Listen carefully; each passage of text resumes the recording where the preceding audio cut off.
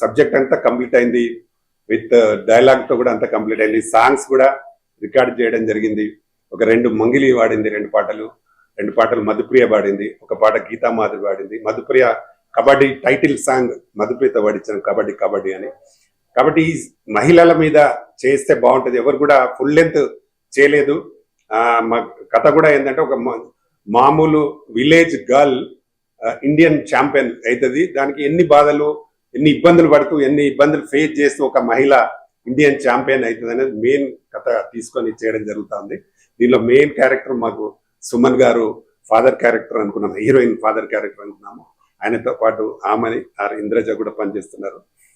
సార్కి ఎప్పుడో చెప్పినాను నేను, కానీ ఇంకా ఇప్పటికీ సార్ అనుకుంటున్నాను సార్ గెస్ట్ గానే వచ్చినాను, కానీ సార్ మీరు ఇలా మెయిన్ క్యారెక్టర్ చేయబోతున్నారు మాకు.